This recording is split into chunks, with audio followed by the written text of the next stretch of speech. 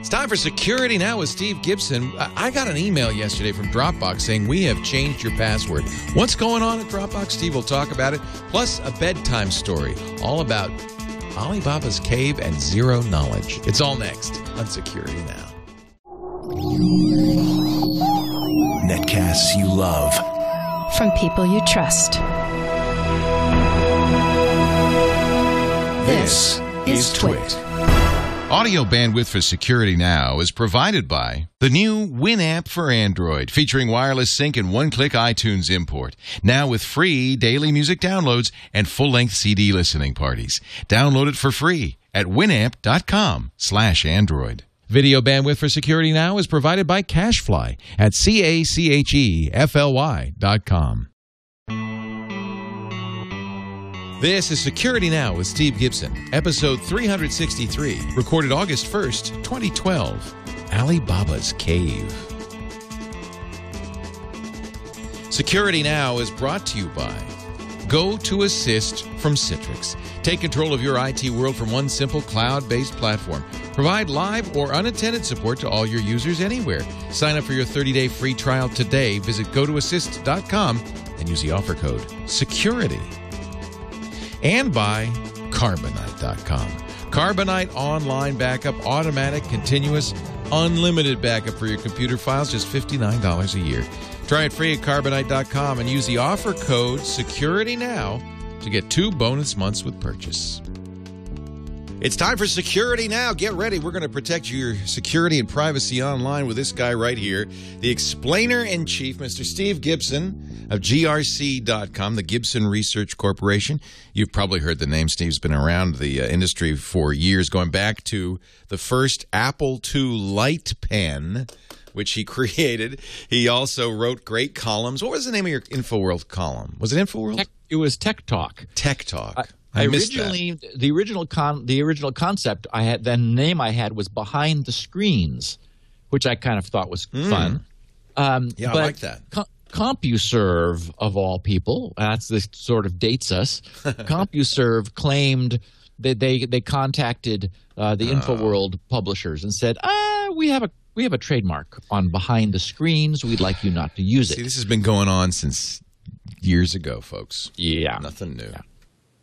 Well, I like it. And did you? I know you were thinking at one point of making an ebook, compiling all of those. Did you ever do that? Never.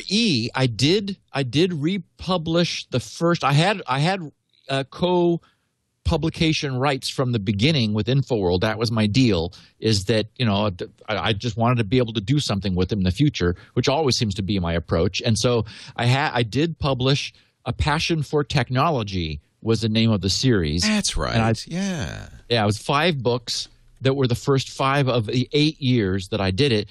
And I went back and added more, of course. I added diagrams because they were just, for a weekly column, they didn't have the budget or the personnel or whatever to create diagrams for publication. So there were often times where, a picture really helped the explanation. And so I added graphics to almost every one of the columns, and to also give them people something they hadn't had before. And it was all printed on acid-free, archival grade, museum grade paper.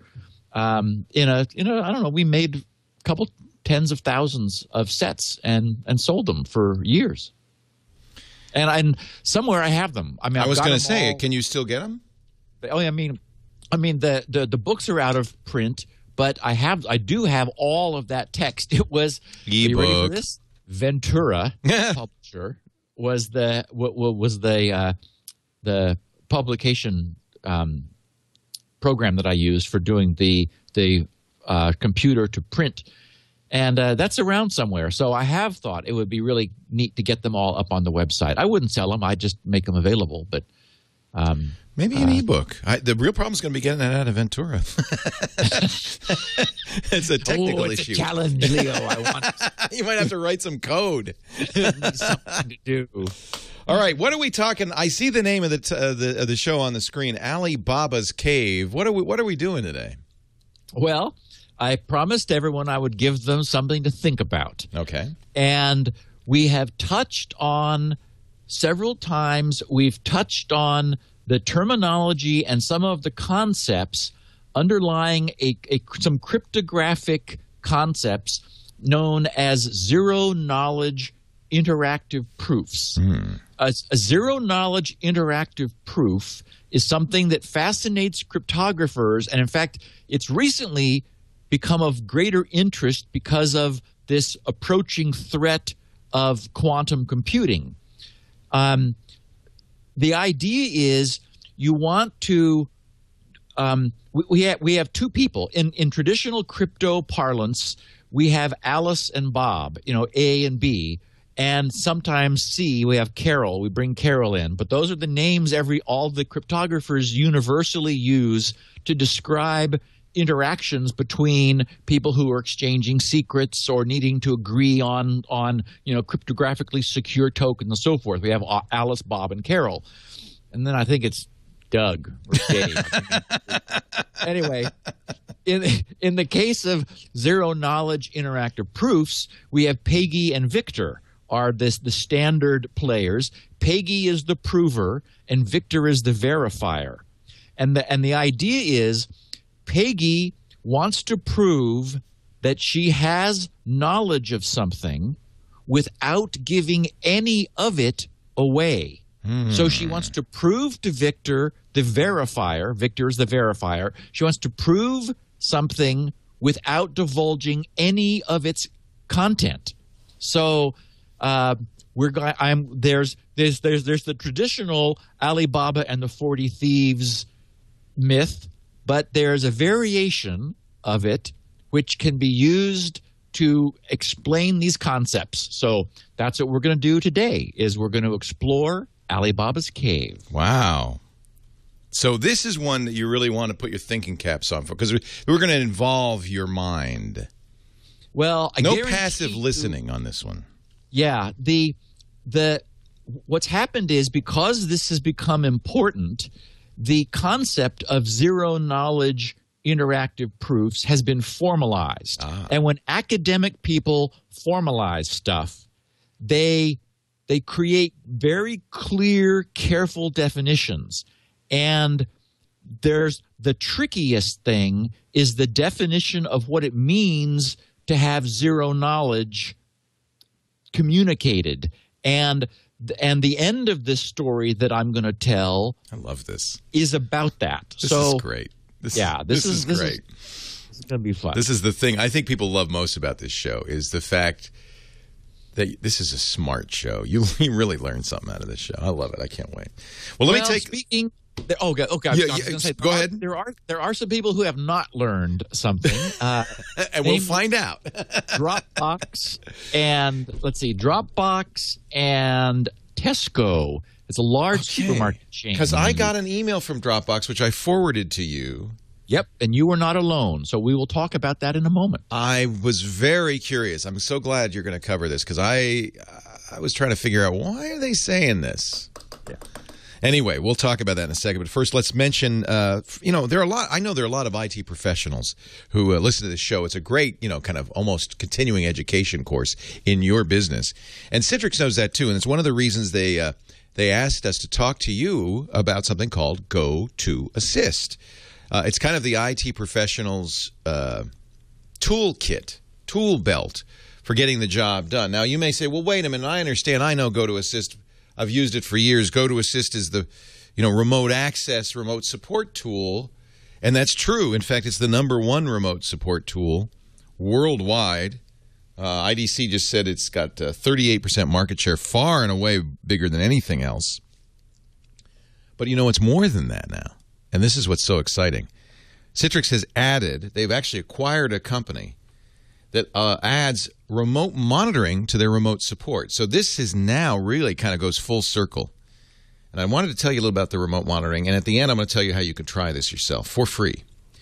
So the idea about remote monitoring is you really need to be proactive. You can't wait till something fails if you're in charge of supporting a network or supporting hardware, but even just computers.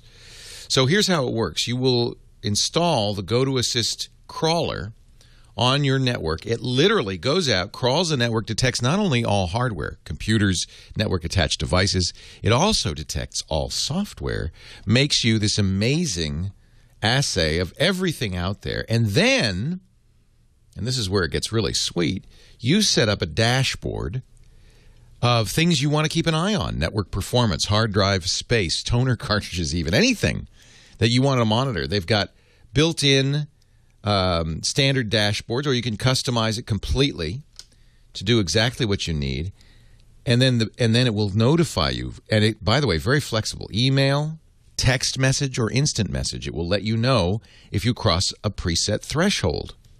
So, for instance, you could say, hey, if any hard drive on the network goes below 5% free space, let me know. If the network response times, if latency goes up, or response, let me know. This way, you are a support hero because you go in, you fix the problem before anybody even notices there was a problem. It really is great. And then you can use that live remote support, unattended too, by the way, if you want, to fix the problem. That's going to save you a lot of time. And it's really great for somebody like our own IT guy who loves this, by the way, Russell Temeny, who is he's a managed service or managed support provider. So he's got, I think, a 3-man team with over 300 clients. The only way you could have a company that big with such a small team is with this kind of solution. He'd been using something much more expensive. We set him up with this, and he said, I love it. This is it. So here's the deal. Try it, will you? GoToAssist.com. It's free for 30 days. Just visit GoToAssist.com, see the Try It Free button, click that. You get to choose whether you want to do support, remote support, or remote access, or the monitoring, or both. Free for 30 days, both. But I do ask that you use the promo code SECURITY so that Steve gets credit for it. Promo code SECURITY. GoToAssist.com. Try it, really, seriously. Very cool stuff. We've been using it. I don't ever have to do this anymore because our system's gotten pretty reliable, but I have access to all the servers in the basement from my house. If I want to fix something, I just log in, and it's really, that's incredibly useful.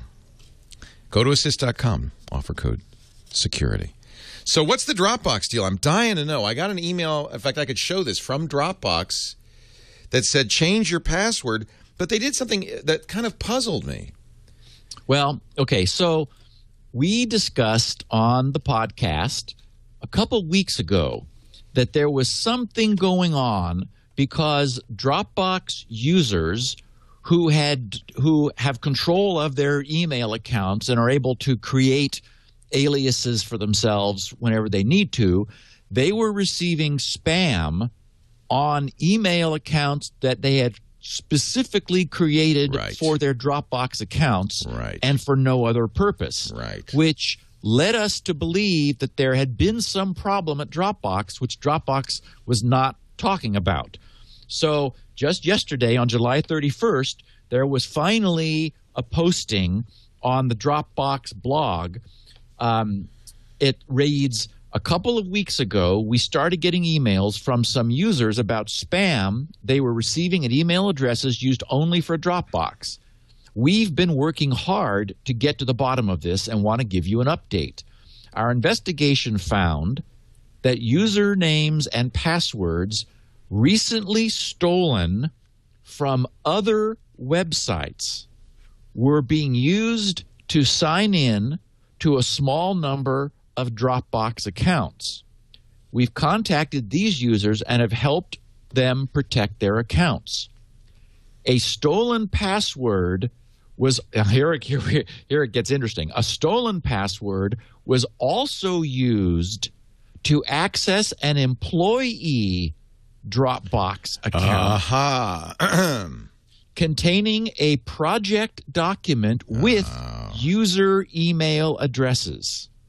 So it wasn't just externally stolen account information that was being reused, but one of those happened to be an employee, meaning that an employee of Dropbox was compromised.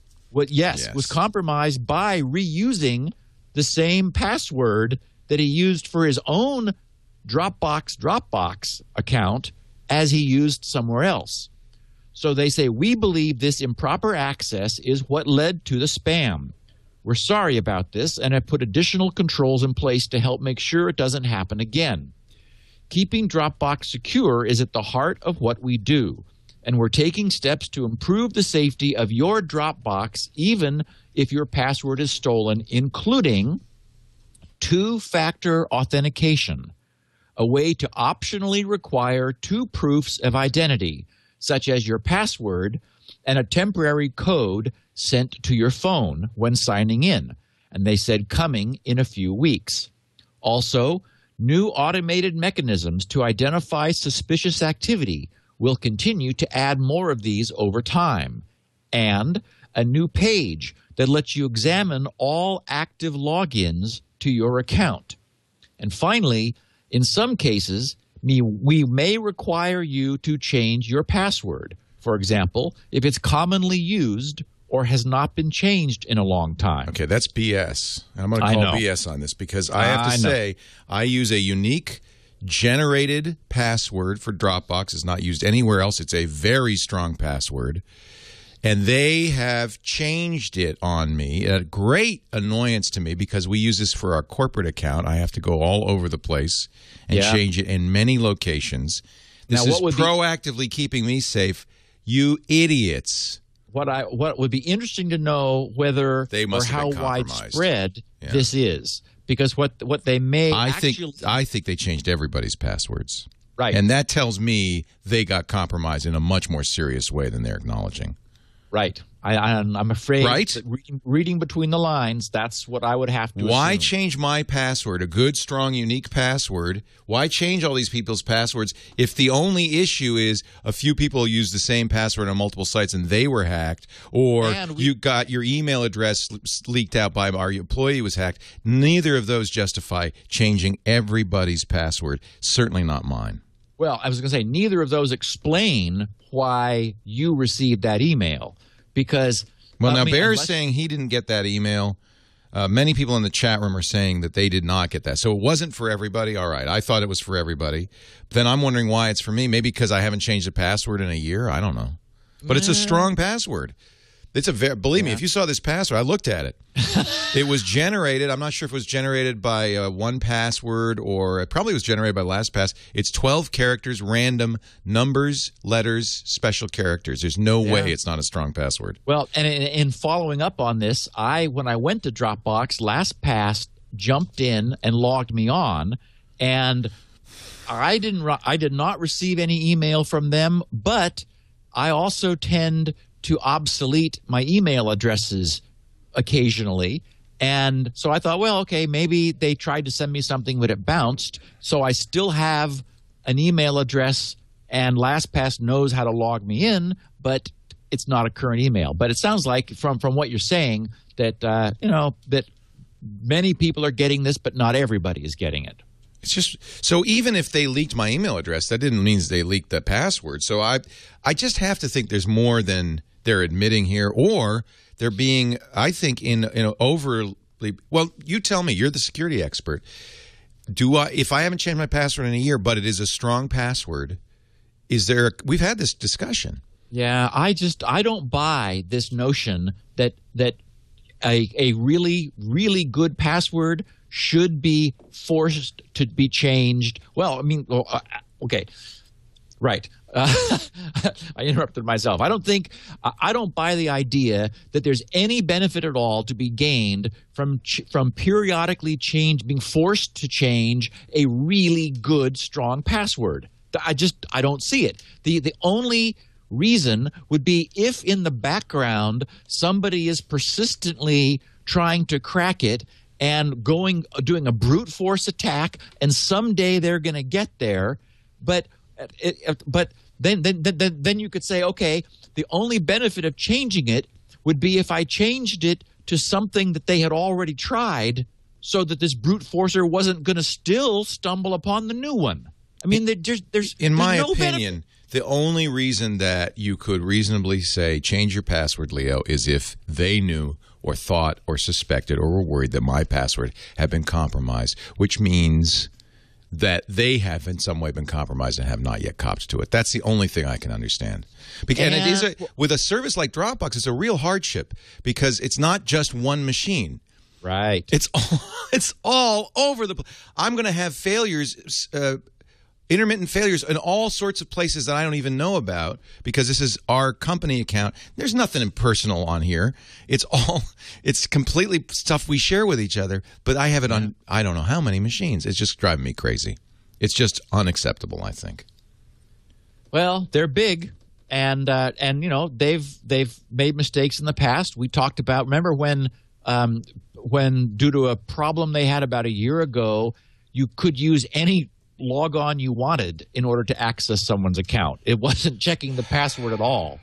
You could just type noodles in as your password and you'd get in. Yeah. So it's like, whoops, I think they're not being candid here. And we're not alone, by the way. Well, I did quote here, I caught the top four, the first four, or for three rather, responses to that blog posting. Someone posting as Tech Warrior said, you should start improving security by getting rid of email addresses as usernames.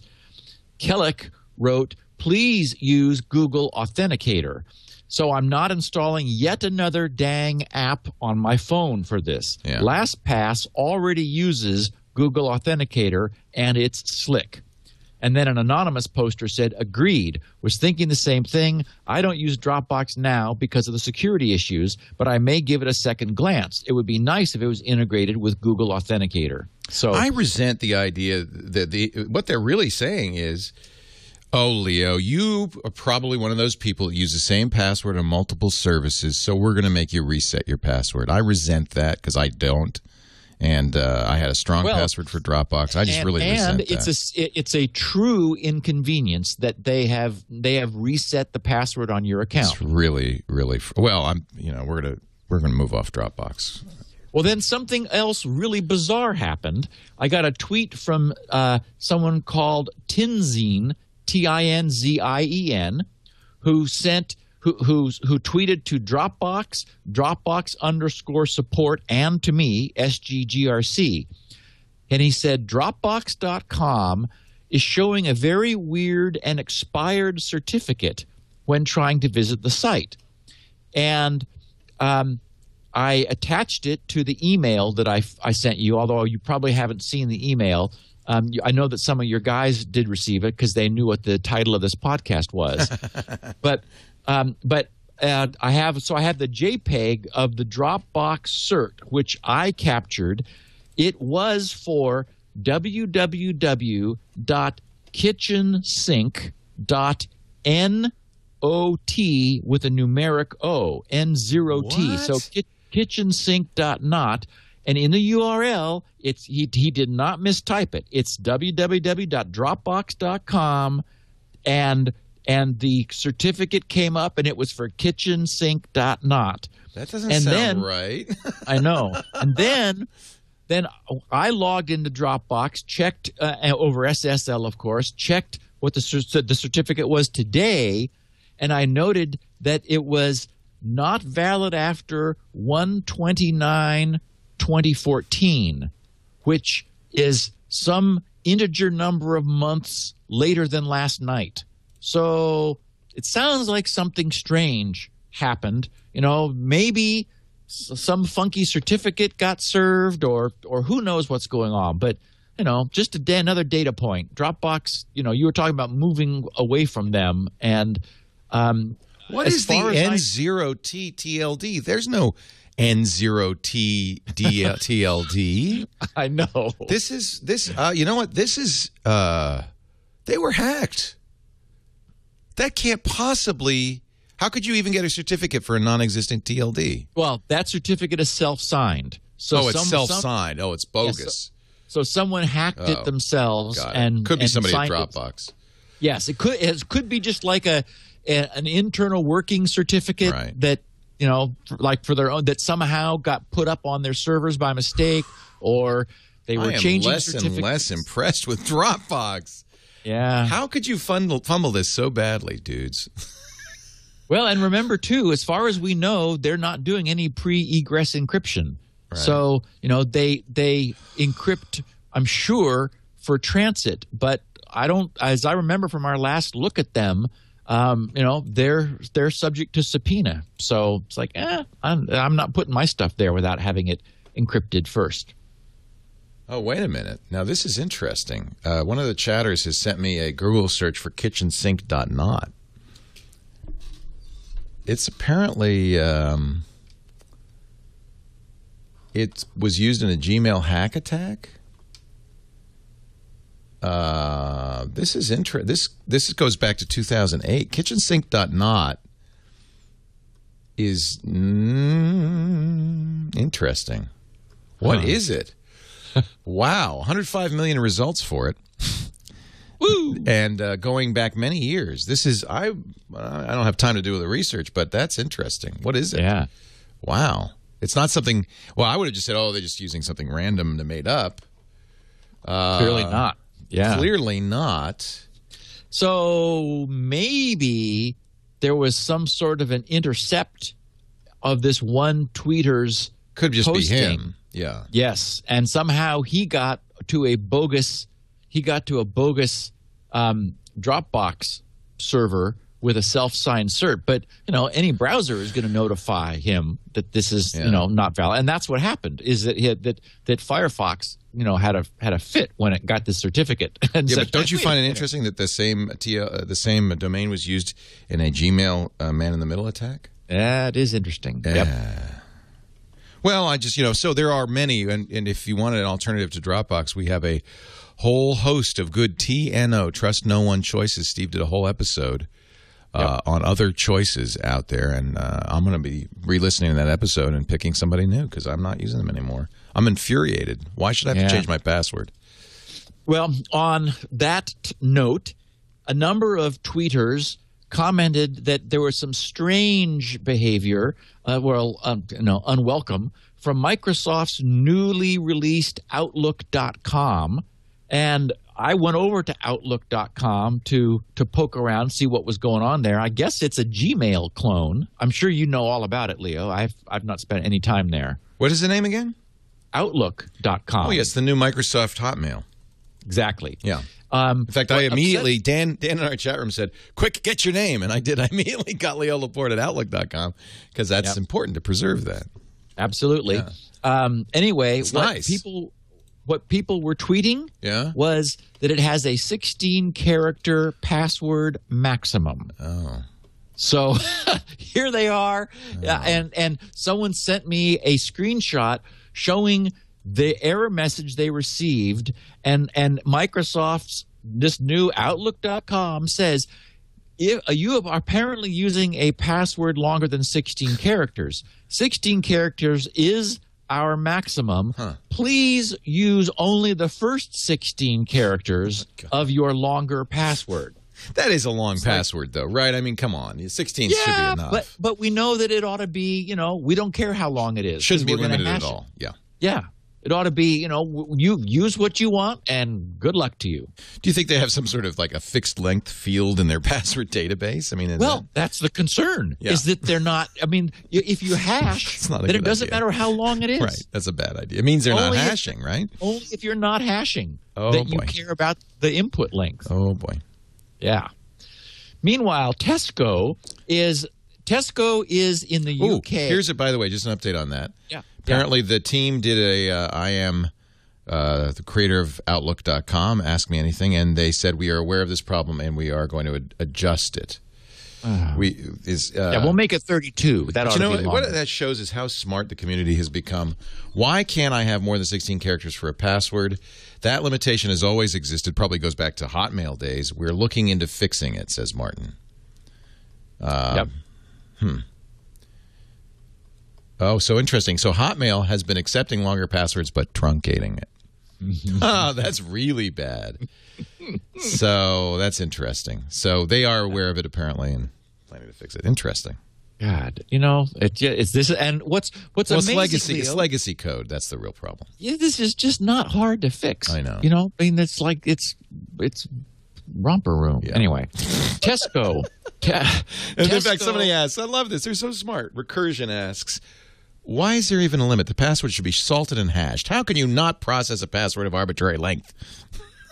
Well, and that brings us nicely into our next story. A security researcher named Troy Hunt, who has whose current blog posting is just www.troyhunt.com. So if you can go there, you can bring up his current posting. And I saw some Twitter traffic about this, and this has hit the UK news. Naturally, the register.co.uk picked up on it.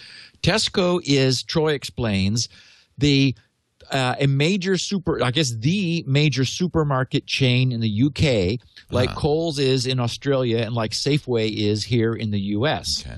And so Troy tweeted that Troy explained that he had seen a rumor and then confirmed, because he's now in Australia but used to be in the UK, and so had a Tesco web store account, that he asked them for his password, which he forgot, and they mailed it to him. Wait a minute, physically mailed it to him?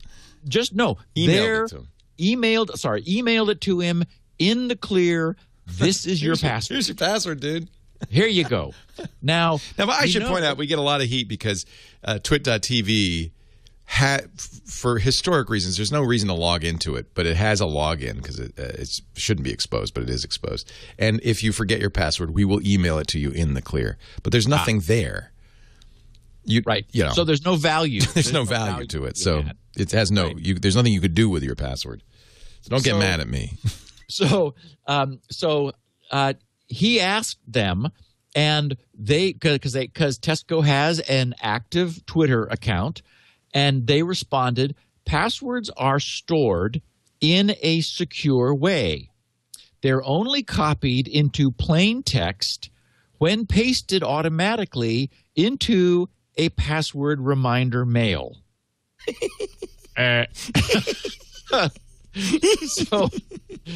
Oh, goodness.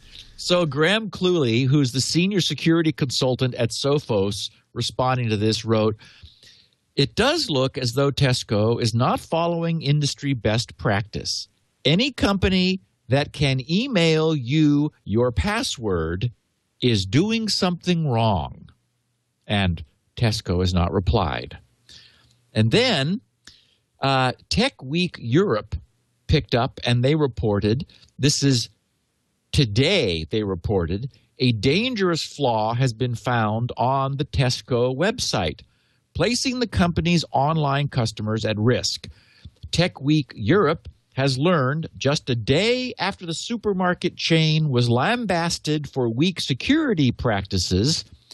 Said that their story goes on. Yesterday, security researcher Troy Hunt had exposed problems with Tesco security, including the fact that it appeared to be storing customer passwords in plain text without proper salting and hashing. Well, they may be encrypting them and then decrypting them to send, but that's not good either, because if their password database is captured, it could be decrypted in the same way they do it, and then everyone would have their passwords, making it easier than having to do the password hash reversing.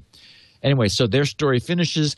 Today it emerged that a cross-site scripting flaw on the site could be exploited by hackers to hijack users' accounts. Tech Week Europe has seen evidence proving that the flaw exists and has warned Tesco about it, but received no response. The cross-site scripting code will not be published for the safety of Tesco shoppers. And if anyone is a Tesco customer, I would recommend you go take a look at Troy Hunt's current blog posting, because he has an extremely comprehensive posting where he goes into many problems with Tesco security. The more he looked, the more he found. So, and it may very well, it's probably not a coincidence that a cross-site scripting flaw has surfaced the day after Troy started looking, because I would imagine that this brought a lot of attention over to Tesco's website security practices, and they have been found wanting. On the brighter side, LastPass, our favorite, has announced 2 new tighter security options that I really got a kick out of. I thank Leon Zandman in the Netherlands, a listener of ours, for tweeting this to me. This just happened. So thanks to Leon, I found out about it in time for this week's podcast. 2 new options for LastPass. Restrict login to selected countries, which I think is very cool. I mean, how often are you, if you're not an international traveler, or even if you are, you may be bouncing between here and the UK, for example, or here in, or the UK and Australia, but you're not planning to go to China or Russia. So why allow logins from countries you absolutely never go? And I think this is an example of the kind of forward thinking I love about LastPass, and this is what everyone should have. I mean, I'm not going anywhere, so I absolutely don't want to allow any of my accounts to be logged into from anywhere else. And if I'm planning a trip, I know, and there ought to be some, if in the least some extraordinary login requirement if I try to log in from outside my normal geographic location. So I just think this is very slick. It's like, why isn't everybody doing this? This is kind of like the Google thing where they tell you somebody accessed your Gmail from an odd spot. I think everything should do this, right? Yes, and in fact, I would go further because Gmail will. I guess we are seeing some things that are saying, wait, we're going to deny really abnormal behavior. It's very much like how your credit card company will call and say, are you buying wigs in the Ukraine? No. Only in Southern California. And this is all. It's not somebody going, this looks odd. They use business intelligence software that is very good now at detecting odd patterns, abnormalities. Yeah, well, it won't let me buy gas, which is annoying. I know. There are some things that maybe it's a little oversensitive. But I'd prefer my credit card gets blocked. Yes, in excess than less often than it should be. We are, for some reason, Bank of America with our business cards turns them off all the time. Yeah, just some companies. Chase, I also have a Chase card. They don't do it as much. Amex is very good. They'll call you. They really interact with you a lot. I did add recently to my main card the ability to notify me by text, and it has turned. Isn't that good? Handy. That's the way to do it. Yeah. Yes, because I can very quickly say, in fact, it was when Google charged me for the Nexus 7. It had been a month since I ordered it, and it was I got the $249 one plus the case, so it was $303, and I got a text coming in, and it's like, yep, I know what that is, and I said I was able to acknowledge it right there on the spot, so it was very cool. And I'm going to tell you about or talk to you about that in a second. And then the second feature, the first one was restrict login to selected countries. The second one is also very nice. Disallow logins from the Tor network. Really? Now, why would that be? Well, because you could, because what occurred to them when they implemented the first one, they realized, wait a minute, there are Tor nodes in the U.S., so somebody outside the U.S. who was being blocked because of a geographic restriction could use Tor to proxy their connection inside the U.S. And so that would be a way around this. And so they said, let's just toss that one in too. We won't allow a Tor access to LastPass login, which, again, like really nice thinking. Well, I'm going to go into my LastPass settings. Yeah, you can just turn those on. They're off by default, although the U.S. is turned on for U.S. customers, so that when you're that's not the nice blocked. thing is you can switch. You can be in Europe and say, "Oh, no, turn absolutely, that off." Absolutely. You just log in. Computer World picked up a nice note that I just wanted to share. We've talked a lot about Firefox's moving toward background updates following the successful Google Chrome browser model. Just 1 week after version 14 of Firefox was released, 46% of all Mozilla browsers were using version 14. Wow. So that's amazing. But it's automatic now, right? So that means the other 54% just never use Mozilla. I don't know what that means. Or they're so old they're not in the automatic upgrade That would stage. be it, yeah. Because if you're at 3.5 or 3.6 or back further, then it won't move you automatically. So you got to be into that automatic mode. So half of Mozilla users have been manually updating themselves to the point now that they no longer need to, is probably the way to best phrase that. That's great. And I noted a few things. I saw a little blurb about Safari version 6, which we all received. Oh, and my God, you're right. That was a long download, Leo. oh my Well, it's half a gigabyte, isn't it? What is it? No, it's 4 gigabytes, 4-point-something gigabytes. That's no excuse, because I downloaded half a terabyte. What did I downloaded something that was 3 gig just yesterday. Actually, it's the latest version of FreeBSD, the full DVD install, and it was 3 gig, and it took a couple hours, but not. Oh my goodness! Yeah. I think OS 10 version 10.7 took all day. I mean, it was just like waiting for it. Well, millions of people are downloading it. That's why. Yes. I mean, it's busy. So, SANS reported Apple has released an updated version of its Safari browser, Safari 6, for OS 10 version 10.7. And they said Lion, but we know it's Mountain Lion. All right. Because what was the other one was just regular Lion? Yeah, Lion. Oh, that's what I thought. Lion. So it addresses more than, are we sitting down? 120 security issues present in version 5.x of the browser. Jiminy. Yeah. That could have been exploited to allow cross-site scripting attacks, arbitrary code execution, and file theft. So, yes. Wow. Everybody, 120 security issues. It may take all day to get it, and it costs $19.95, but probably a good idea. Safari 6 also incorporates several new features, including a smart search field that can be used to search and to input site addresses, and an offline reading list that allows users to save pages to a list to be read even when an internet connection is not available, which would have been nice in 1997. I don't know when an internet connection is not available today. Hey, So I tweeted to SGPad for $199. I am very impressed and loving the Google Nexus 7. Yeah, nice little tablet. In fact, I've heard from a number of people who stopped using iPad. Yeah, well, I'm not that.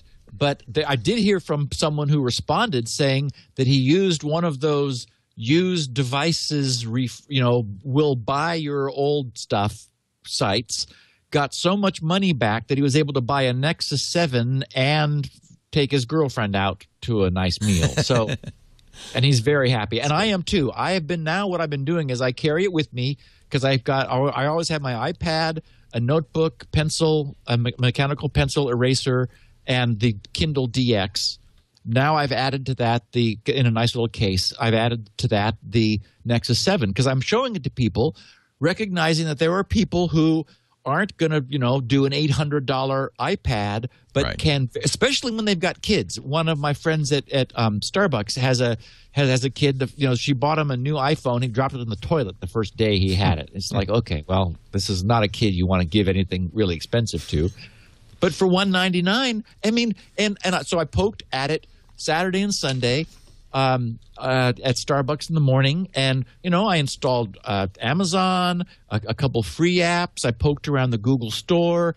I dug deep in and changed settings and things, and it is what I wanted, which is it is responsive. It's smooth. It's a very impressive piece of work for $200. So I just wanted to make sure everyone listening to the podcast had heard that. I mean, although I just saw some pictures of the expected 7-inch iPad toward the end of this year, and it looks pretty cute too. I don't know if those are real yet, but it looks like we're going to be getting that. And and we now know that it's going to be 1024 by 768, so the same resolution as the old iPad, the original iPad, in a smaller size. But boy, the Google Nexus 7, if you're if you just, a counterculture person, if you don't want to do Apple, you want to do Android, it's a beautiful piece of work. And I actually like the 16:9 form factor. Apple's tablet, if the rumors are true, it's going to be like an iPad, and that makes sense. Yeah. Yep. And I have to say, even for reading, and we talked about this because yes, but I think even for reading, this is a nice aspect ratio, and it's certainly for watching video. And I meant to bring that up again. What I did, Damages is in its 5th season. It went to DirecTV season 4 and 5. And so I was watching an episode of that. And it was so nice not to have to mess with iTunes. Also, I just want to put this media on this tablet to go watch it. And so the experience was completely nice. It was widescreen. And I did want to mention, Leo, that I'm not finding as much a problem with the 16:9 form factor as I You were worried. Yeah, I remember. Yeah. Although it would be nice if the home screen would also rotate. The home screen, it insists on being in portrait. It won't landscape. I don't know if that's a setting, but I think that makes sense. It probably different launchers would let you do that, but it's hard to arrange those icons. There's such, maybe on a 4.3 it isn't, but on a 16:9 there's such a difference between portrait and landscape that you really have to rearrange a lot of stuff. I think that I'm interested in it, but I like Android. But I was very interested to see the number of people who are very strong iOS supporters and iPad lovers say, yeah, you know what? It's actually it was almost painful for them to admit. I think it's actually not too bad. Kind of like it. Well, I feel like we're really seeing a lot of collision now in the patent territory. Well, that's another issue. That's a huge issue, of course. Yeah. Yes, so for example, Apple, because they were there early and they did some good things on the iPhone, they locked down as inventions things which anybody else would have come up with if they'd been given the same problem. And this is the problem with our patent system: is but the actual law says that it is not subject to patent if it would be obvious to somebody trained in the art. And I argue that a lot of what is having patents issued is just engineering. Yeah. It's just, how do I zoom? Oh, well, you pinch and you expand. Duh. It's like. Well, I loved it when the judge said, "Hey, anyone can write a range check." This was one of the issues, the patents in the Apple Samsung case. Anybody could write a range check. I just wrote one yesterday. I loved that, and it's true. That's an obvious patent. It shouldn't have been made a patent. Yep. And so, for example, one of the things that I love on my BlackBerry is that I hold the key down, and it's initially lowercase, and it switches to uppercase. Right. Well, they have a patent on that. Wow. So nobody else can do that. That's too bad. And so we're losing because of that. Something which is arguably, obvious. It's like, well, okay, how it's a shift called shift lock. Yeah, and so the problem is I completely forgot about that on BlackBerry. I do miss that. That's a great feature. Now, fortunately, BlackBerry apparently didn't patent the double tap spacebar to put a period, space, and start a new sentence, because that's now on everything. Because that's useful too, and when you don't have that, you miss it. Yes. And so, but what's happening is the ecosystem is being chopped up in pieces, and good features from something cannot appear on something else because of the ridiculous level at which we're issuing patents, which is really annoying. Yeah. So I mentioned last week cryptically something which you have seen, which I just thought I would share with our listeners, and here it is. Okay. grc.com/animation.htm.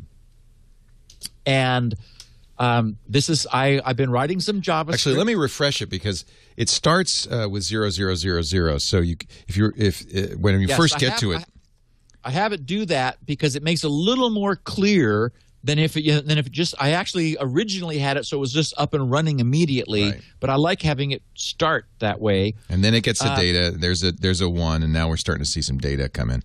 So what is this for, first of all? So I've decided there was somebody who asked on the podcast early this year, I think it was in January, he'd like looked around the GRC website and was trying to figure out what Spinrite was. He's a listener to the podcast, and he wanted to buy it, but he thought it would be nice if he knew what it did. And he said, is it a defragger? Is it a undeleter? What is it? And I thought, I don't think I ever really explained that. So I decided I ought to create a video, because everyone can see videos now, where I, in a short period of time, explain about hard drive data recovery. Well, in order to explain about recovery, you need to explain about recording. How data is stored.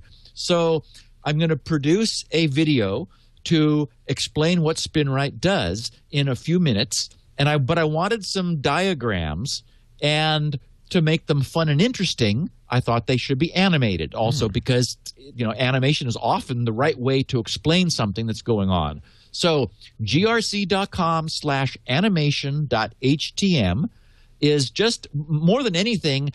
The page is 25K of code. It actually does a lot more than what you'll see, because that's the fourth of 5 frames that I've designed that will end up being part of the video. But it's a nice little example of what can be done with JavaScript and the new HTML5 Canvas API. Oh, that's interesting. This is not like a PowerPoint slide. This is done in HTML. Yes, it's pure web coding. It's all it runs beautifully on my iPhone, on my iPad, on my Nexus 7. It does not run at all on my BlackBerry. It's like you get about 1 frame every 30 seconds. It's like, just give up on the BlackBerry for web stuff. But it's universally cross browser. Since I'm in XP still, I wanted to see about IE, but Microsoft, always the laggard here, didn't support the Canvas API until IE9, and you can't run IE9 in XP.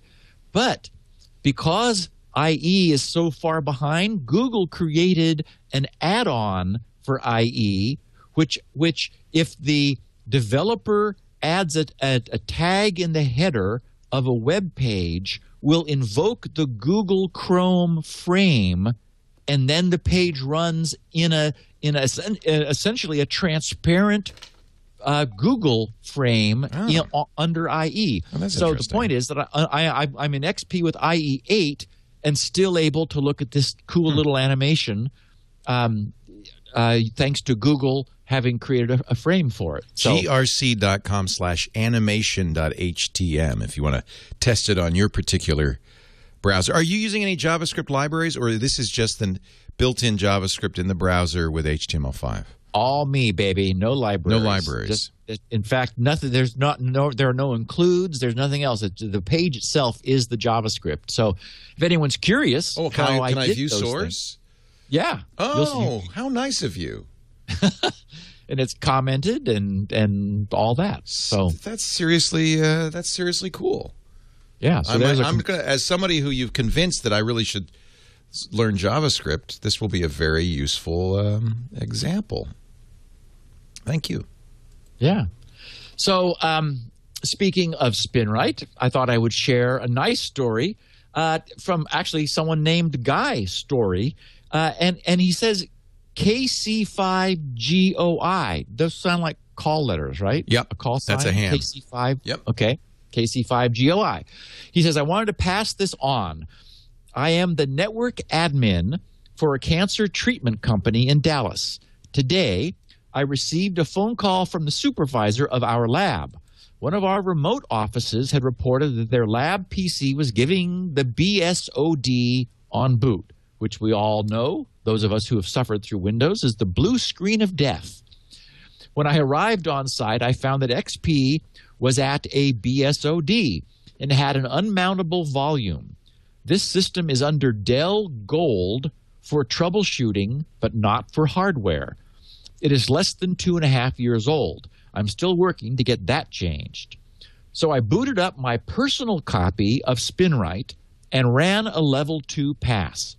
Spinrite worked for a while and reported that 2 sectors were beyond repair, but that it had been able to recover and repair 3 other sectors.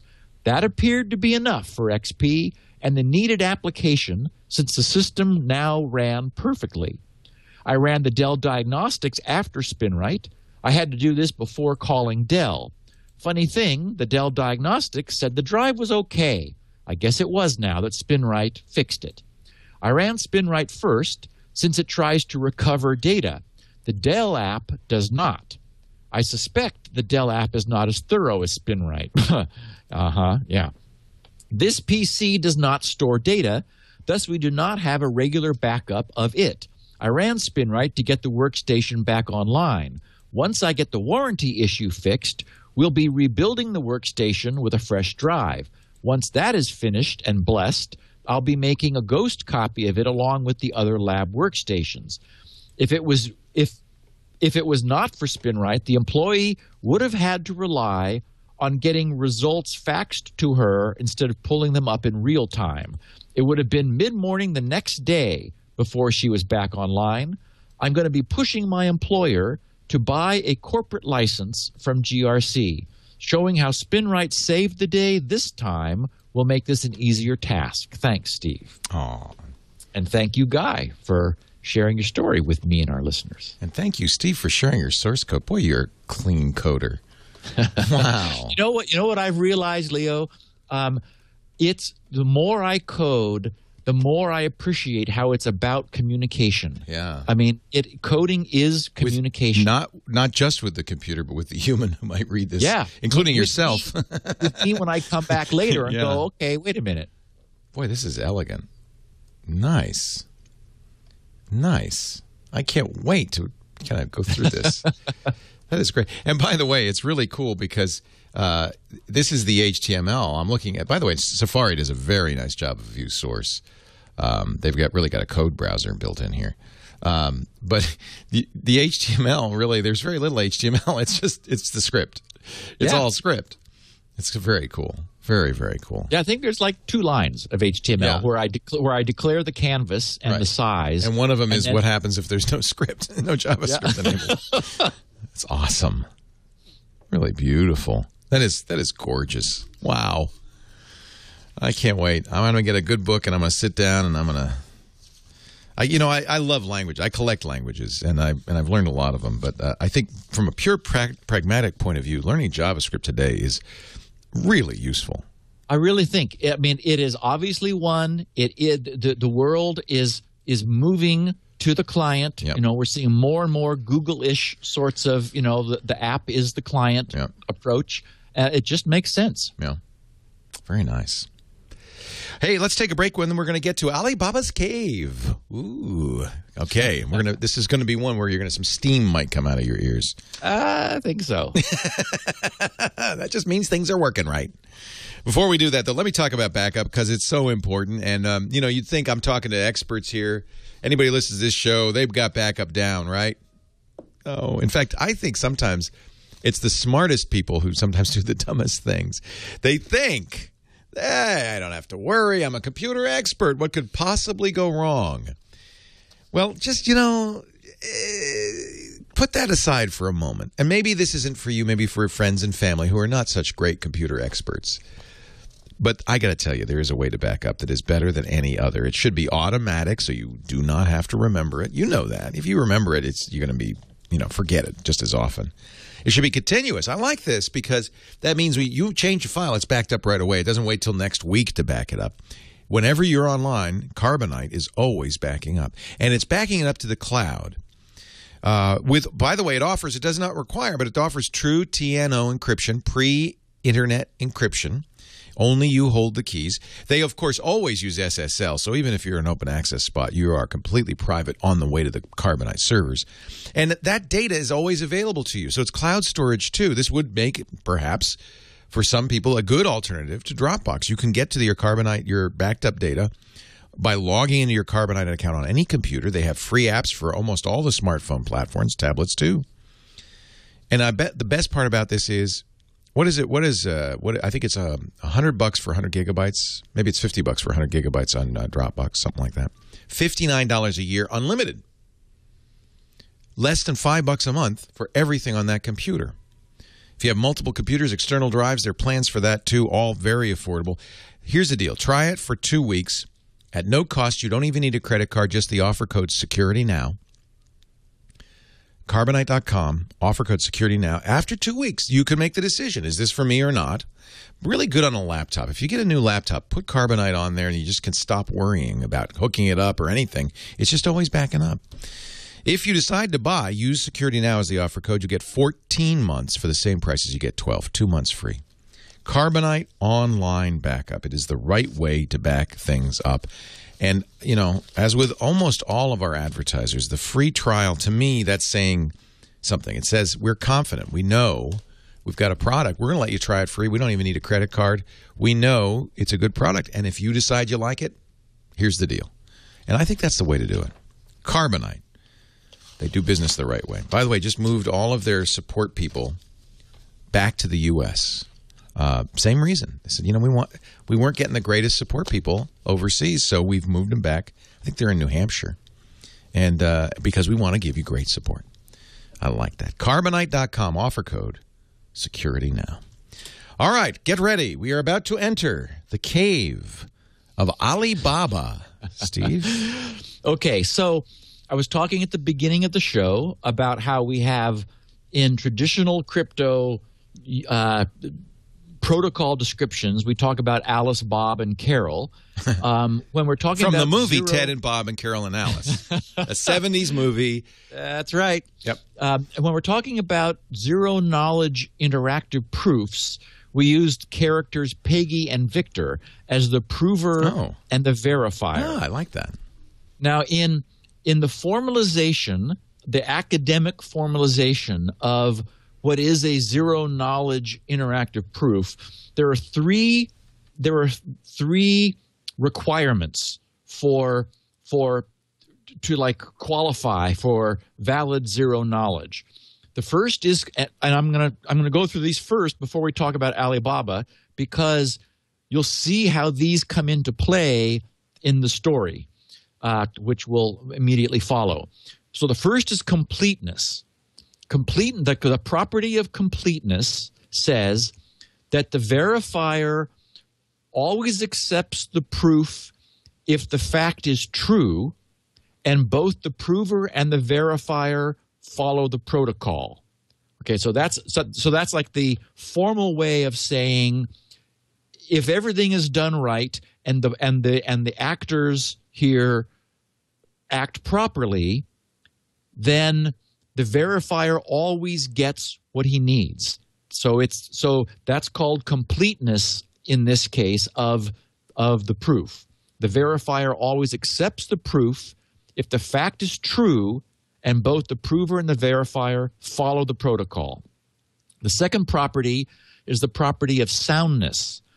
The verifier always rejects the proof if the fact is false, as long as the verifier follows the protocol. So completeness says if it's true, the verifier will come to that conclusion. Soundness is sort of the reverse. It says if it's false, the verifier won't arrive at a false positive. The verifier will reject the proof. And so that's the requirement of soundness for the zero-knowledge interactive proof. And finally, and this is the one that's a little tricky, but the story does cover it in a clever way, the property of zero knowledge is the verifier learns nothing about the fact being proved except that it's correct from the prover that he could not already learn without the prover, even if the verifier does not follow the protocol, as long as the prover does. Well, let me see if I understand this. Didn't we talk about this last week in the question and answer where it said, when you log in, shouldn't it tell you if you got the email right or if you got the password right? Like if you got one thing wrong, just which one you got wrong. Is that the same as zero knowledge? If it's leaking knowledge? Yes, because, for example, this property goes on to say, in a zero knowledge proof, the verifier cannot even later prove the fact to anyone else. Right.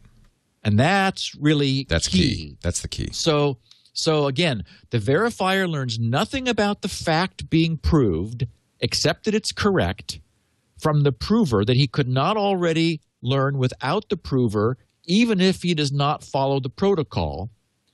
And in a zero-knowledge proof, the verifier cannot later prove the fact to anyone else. Okay, so now we need to talk about Alibaba, which I just love saying, Alibaba. I like saying that like coconut. I love the word coconut and Alibaba. Okay, you're just strange. Now it's just getting weird. Very long ago, in the eastern city of Baghdad, there lived an old man named Alibaba. I love how this is beginning. Every day, Alibaba would go to the bazaar to buy or sell things. This is a story which is partly about Alibaba and partly also about a cave, a strange cave whose secret and wonder exist to this day. But I'm getting ahead of myself. This is so cool. One day in the Baghdad bazaar, a thief grabbed a purse from Alibaba, who right away started to run after him. The thief fled into a nearby cave whose entryway forked into two dark winding passages, one off to the left, the other off to the right. Alibaba, who was following, did not see which passage the thief ran into, though he did see him enter the main entrance. So Alibaba had to choose which way to go, and he decided to go to the left. The left-hand passage ended, after a while, in a dead end. Alibaba searched all the way from the fork at the beginning to the dead end, but he did not find the thief. Alibaba said to himself that the thief must have been in the other passage. So he searched the right-hand passage, which also came to a dead end. But again, he did not find the thief, figuring that the thief probably left from the right-hand passage while he was busy searching the left. This cave is pretty strange, said Alibaba to himself. Where has my thief gone? The following day, another thief grabbed Alibaba's basket and fled, as the first thief had fled into the strange cave the day before. Once again, Alibaba pursued him and again did not see which way the thief went. This time, however, Alibaba decided to search to the right. He went all the way to the end of the right-hand passage, but did not find the thief. He said to himself that, like the first thief, the second thief had also been lucky. In taking the passage, Alibaba did not choose to search first. This had undoubtedly let the thief leave again and to blend quietly into the crowded bazaar. Days went by, and every day brought its thief. Alibaba always ran after the thief, but never caught any of them. On the 40th day, a 40th thief grabbed Alibaba's turban. Boy, he's down to his turban, and fled, as 99 thieves had done before him, into the strange cave. Alibaba yet again did not see which way the thief went. This time, Alibaba decided to search the left-hand passage, but again, he did not find the thief at the end of the passage. Alibaba was very puzzled. He could have said to himself, as he had done before, that the 40th thief had been as lucky as each of the other 39 thieves. But this explanation was so far-fetched that even Alibaba did not believe it. The luck of the 40 thieves was just too good to be a matter of chance. There was only one chance in a million that all of the 40 would escape. Now, pausing for a second, we know that there's a 50-50 chance, given that the two tunnels dead end, and Alibaba has to choose one. Every time he chooses, he's got a 50-50 chance. 40 days, 40 thieves, that's 2 to the power of 40, which is 1.1 times 10 to the 12, which is, in fact, 1.1 million. So that would be the chance, if the cave is as Alibaba suspects or believes at this point, that in 40 tries, he could never once catch the thief. That's very unlucky. So Alibaba said to himself that there must be another, more likely explanation. He began to suspect that the strange cave guarded a secret. And Alibaba set out to discover the secret of the strange cave. He decided to hide under some sacks at the end of the right-hand passage. After a very uncomfortable wait, he saw a thief arrive. Sensing he was pursued by his victim, the thief whispered the magic words, "Open sesame." Alibaba was amazed to see the wall of the cave slide open. The thief ran through the opening, then the wall slid closed again. The pursuer arrived and was all upset to find only Alibaba hiding under the sacks at the dead end of the passage. The thief had escaped. But Alibaba was happy, for he was finding out the secret of the strange cave. Alibaba experimented himself with the magic words. He discovered to his amazement that when the wall slid open, the right-hand passage was connected with the left-hand passage. Now Alibaba knew how all of the 40 thieves had escaped from him. The very next day, a thief was caught. Alibaba recorded this story and his discovery in a lovely illuminated manuscript. He did not write down the new magic words, but he included some subtle clues about them. Alibaba's lovely illuminated manuscript arrived in Italy in the Middle Ages, and today it's in the United States, somewhere near Boston. Wow, that's specific. There, it was recently held, recently acquired the full attention of several curious researchers. Through decryption of the subtle clues, these researchers rediscovered the magic words. After several archaeological excavations in the ruins of the old Baghdad Bazaar, the strange cave was relocated. It was not a myth after all. And despite the centuries, the magic words still worked. All agog, which is not a word you hear very often. One of my favorites. Right up there with coconut. All agog. Ooh, coconut. The curious researchers went through the end wall between the two passages. The television networks were quickly made aware of the unusual events taking place in Baghdad, and a big American network even got an exclusive on the story. One of the researchers, who we'll call Mick Ali, perhaps a descendant of Alibaba, wanted to demonstrate that he knew the secret, but he did not want to reveal the secret. Here's what he did. First, a television crew filmed a detailed tour of the cave with the two dead-end passages, just like Alibaba had found all those centuries ago. Then everyone left the cave.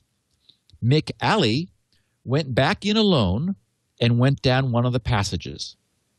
Then the reporter, accompanied by the camera, went inside only as far as the fork, where he flipped a coin to choose between right and left.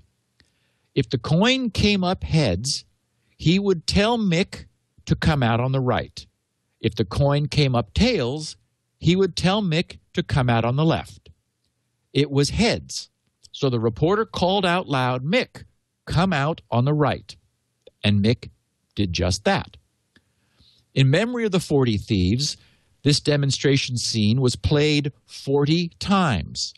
Each of the times, everybody went back out of the cave and Mick entered alone all of the way down one of the passages which he chose first. Then the reporter and the camera went as far as the fork, where a coin was tossed, giving Mick the order which cave to come out of. Mick succeeded all 40 times.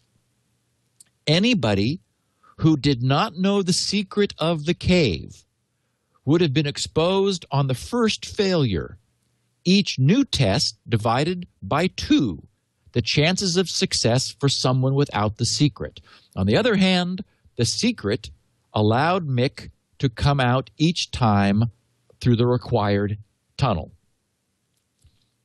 Employed by another television network, a jealous reporter wanted to also film a story about the strange cave.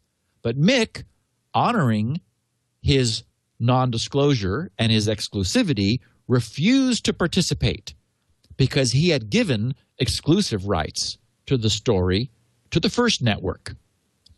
But Mick mischievously suggested to the jealous reporter that the story could be filmed without possessing the secret. The jealous reporter thought about that for a minute and then smiled to himself. He said, "I even know a stage actor who looks like you and who could be mistaken for you."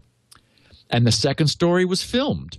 In the course of the filming, half of the scenes were spoiled because Mick's double did not know the magic words and so could not get out from the passage, could not get from one passage to the other as required to succeed every time.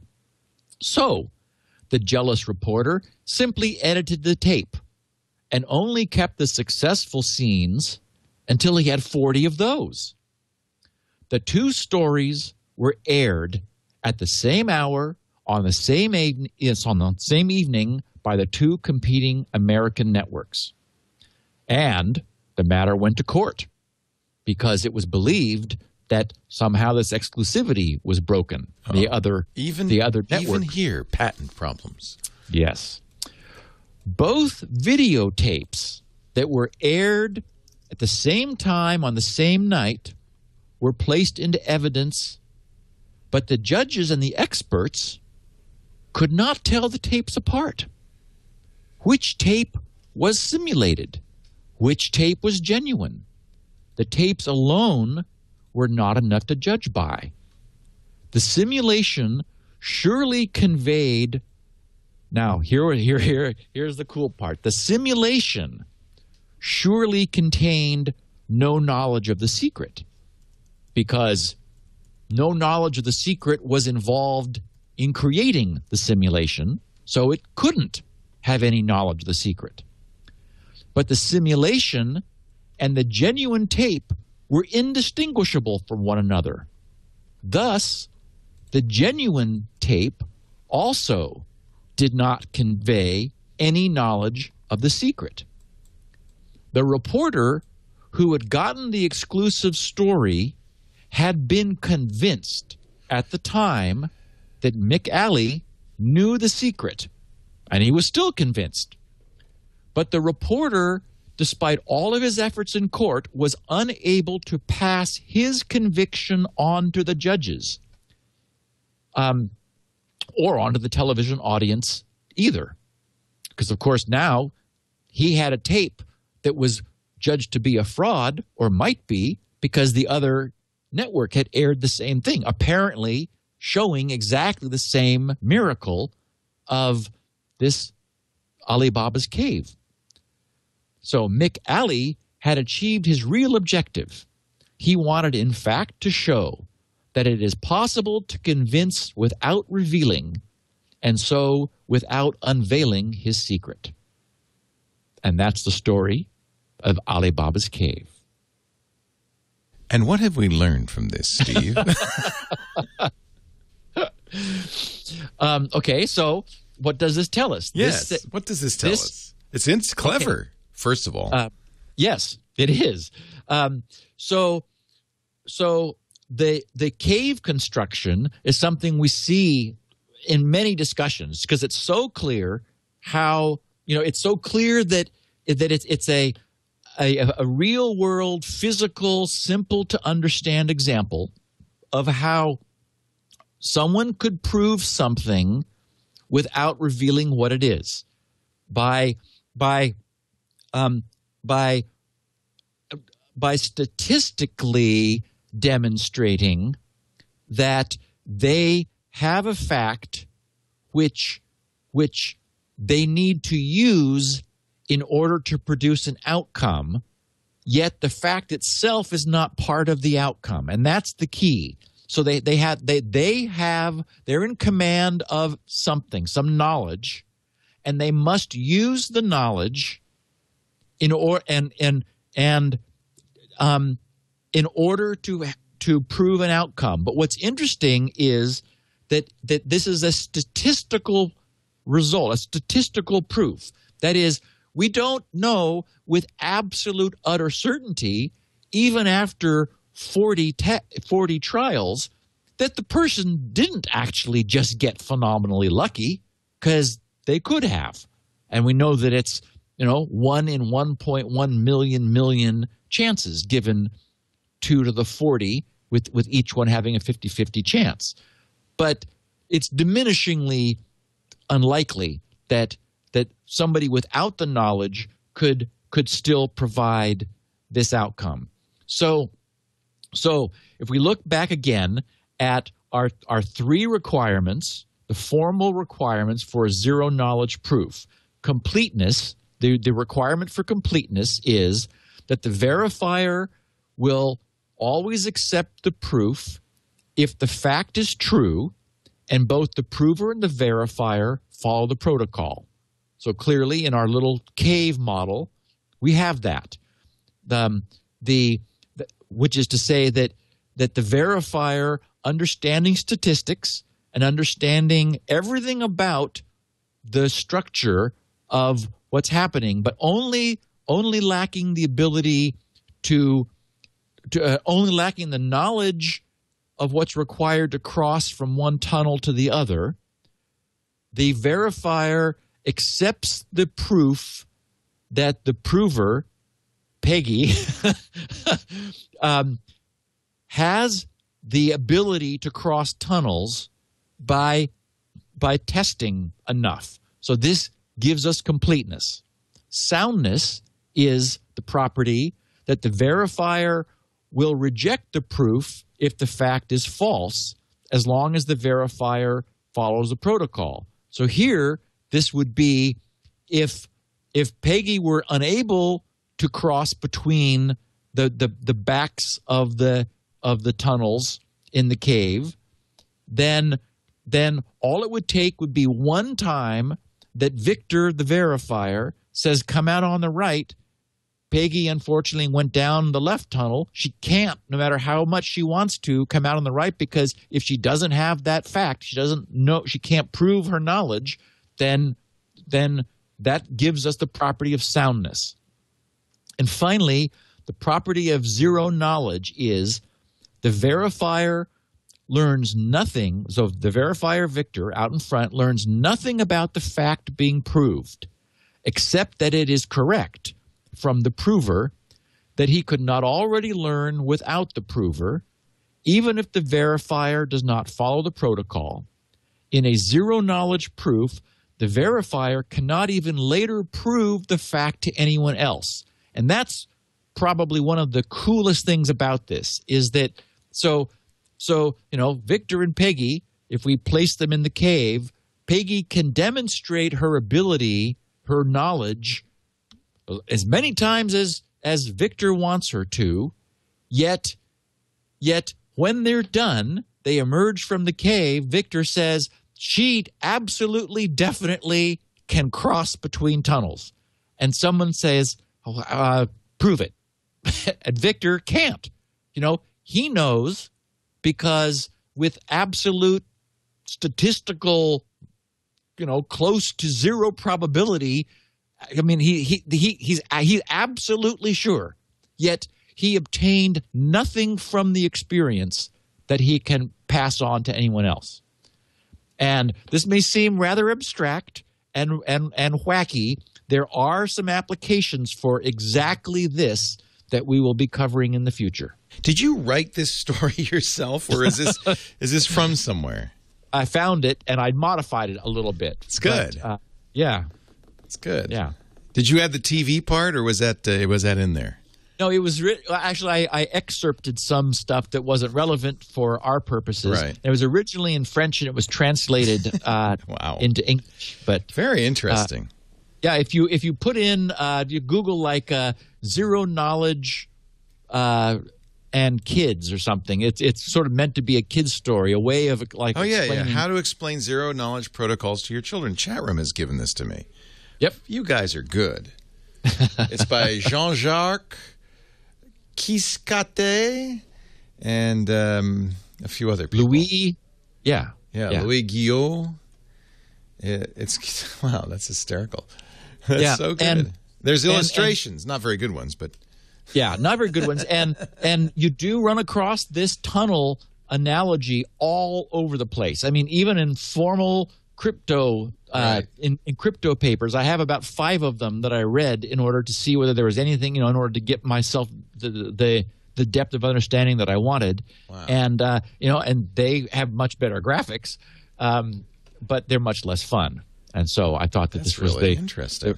Alibaba's cave is something that our listeners will now never forget. Now, it says how to explain zero-knowledge protocols to your children. I doubt there are very many children that would really – but it's a good story. It's a great I'm not sure they would come away with it saying, oh, Daddy, now I understand. Zero knowledge. You're great. I love it. Steve Gibson is at grc.com. That's the Gibson Research Corporation. That's where you'll find Spinrite, the world's best hard drive maintenance and recovery utility. Everybody should have a copy of Spinrite. You'll also find lots of other things for free there, including his health and nutrition information that Steve's done some really interesting work with. Somebody was in here a couple of days ago, said, when is episode 3 of the Sugar Hill? Do you plan one? I feel like we ought to do a follow-up. Yeah. But there are a couple other things I really want to talk about. Magnesium is another component of health that I think is very critical, that we're all deficient in, and I have quite a story about my magnesium adventure. All right. Well, maybe we'll do another one. If I can squeeze some more of your time free, Leo, I do think that there's a segment of our audience that appreciates it. And boy, I can tell you that the first 2 episodes have really helped a chunk of our listeners. Help me. They're less chunky. In fact, I'm much chunkier. A lot less chunky there. Actually, Saturday afternoons at 2 will soon be open. So that's a good time to do it if you want to do it then. Okay. I'll keep it in mind. Keep that in mind when you feel up to it. Sugar Hill 3 starring Wesley Snipes. It's coming to a theater near you. Also, grc.com has 16 kilobit versions of this show for the bandwidth impaired. Full text transcripts, always helpful. And we make audio and video versions available on our site, twit.tv/SN. We do the show, and you can watch live if you want to challenge your brain in real time. 11 a.m. Pacific, 2 p.m. Eastern Time, Wednesdays at twit.tv. That's 1800 UTC. Steve, thanks so much. Always a pleasure, and we'll be back next week with a Q&A episode. If any listeners have something in particular that is tickling their brain, they're wondering about or troubled by, drop a note to grc.com/feedback. I'll get it, and we'll go through the mailbag, which I did hear from several people saying, hey, I'm still familiar with the term mailbag. I don't think it's obsolete at all. Yeah, in fact, I don't know why we thought this, but every mail carrier has a mailbag still. Yeah, or a box. My mailman comes around with a big old bag with big leather strap and his little sheepskin on the shoulder pad. Perfect. Yeah, and shorts. Hey, thanks. You are in Mayberry. We live in Mayberry, so we still have Andy Opie, and the barbershop's just around the corner. Floyd, be glad to cut your hair for 50 cents. Thank you, Steve. Thanks, Leo. Talk to you next week on Security Now. Security Now.